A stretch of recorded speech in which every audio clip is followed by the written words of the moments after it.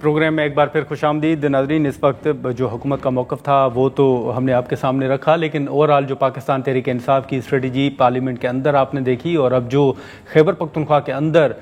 صورتحال ہے خاص طور پر امن و امان کے حوالے سے، اس پر پاکستان تحریک انصاف کے اوپر بڑی تنقید بھی ہو رہی ہے۔ اب جرگہ جو ہے وہ بھی ہونے جا رہا ہے، اور پاکستان تحریک انصاف کی جانب سے جو حکمران جماعت ہے ان کو بھی شرکت کی دعوت دی گئی ہے، اور جو پاکستان تحریک انصاف کے دیگر ایشوز ہیں ان پر گفتگو کریں گے۔ شفیع جان صاحب ہمارے ساتھ موجود ہیں، بہت شکریہ شفیع جان صاحب وقت نکالنے کا۔ سر سب سے پہلے تو ہم نے دیکھا کہ 27ویں آئینی ترمیم کے دوران جو پاکستان تحریک انصاف کا موقف تھا پارلیمنٹ کے اندر اور باہر بھی، اور ابھی اپوزیشن الائنس کی جانب سے احتجاجی تحریک کا اعلان بھی کیا گیا ہے،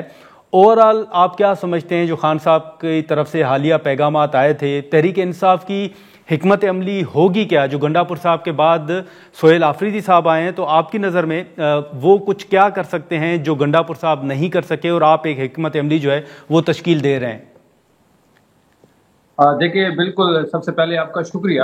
آپ نے دیکھا ہوگا کہ گنڈاپور صاحب کی تبدیلی کے بعد سہیل آفریدی صاحب اس وقت اس صوبے کے چیف منسٹر ہیں، اور وہ ایک نوجوان قیادت جو عمران خان صاحب نے نامزد کی ہے،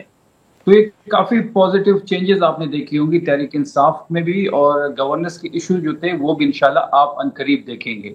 جو 27ویں ترمیم کی آپ نے بات کی کہ ہماری اسٹریٹجی کیا ہوگی، آپ نے دیکھا ہوگا کہ کل جس طریقے سے 27ویں ترمیم سینٹ سے پاس کروائی گئی ہے، اور اس سے پہلے جس طریقے سے وہ کیبنٹ سے پاس ہوئی، تو وہ دیکھنے کی قابل تھی۔ مطلب اس وقت جو ہے وہ پی ایم صاحب کو اتنی جلدی کیا تھی، کیا ایمرجنسی اس ملک میں لگی ہوئی تھی کہ وزیر اعظم باکو سے آن لائن ہو کے کیبنٹ کے اجلاس کی صدارت کر کے اس کو منظور کیا، اور پھر اپنا دورہ بھی مختصر کر کے وہ پاکستان آئے۔ پھر آپ نے کل دیکھا ہوگا کہ کس طرح ہارس ٹریڈنگ کی گئی، کس طرح ہمارے سینیٹرز کو زبردستی، اور ایک ان پہ پریشر بھی ہوگا ڈیفینیٹلی، لیکن ایک دو سینیٹر، ایک جی آئی کا تھا، ایک تحریک انصاف کا سیف اللہ آبرو صاحب تھے، انہوں نے اس ترمیم کے حق میں ووٹ دیا۔ تو یہ وہ ساری پروسیس تھی جس سے پورا پاکستان دیکھ رہا ہے۔ ہم اس غیر آئینی اور غیر قانونی جو ترمیم نہیں،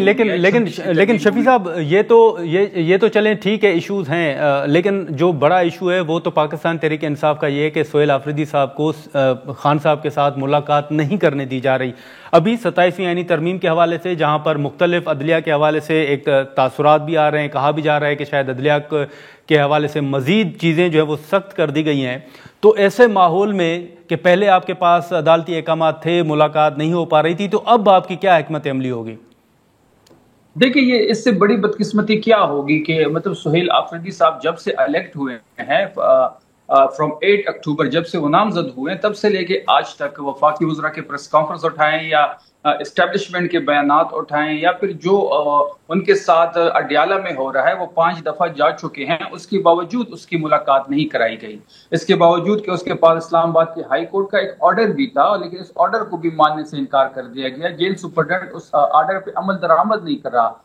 تو یہ عدلیہ کے لیے بھی بڑی سوچ کا مقام ہے کہ وہ اپنے فیصلوں پہ عمل درآمد نہیں کرے۔ اس 27ویں ترمیم کے بعد جو عدلیہ کے ساتھ ہوا ہے، تو عدلیہ تو اب ایک خالی بلڈنگز رہ گئی ہیں۔ اس کے بعد جو آئینی بینچ سے بات آئینی عدالت پہ چلی گئی ہے، تو یہ سارے جو ایشوز ہیں وہ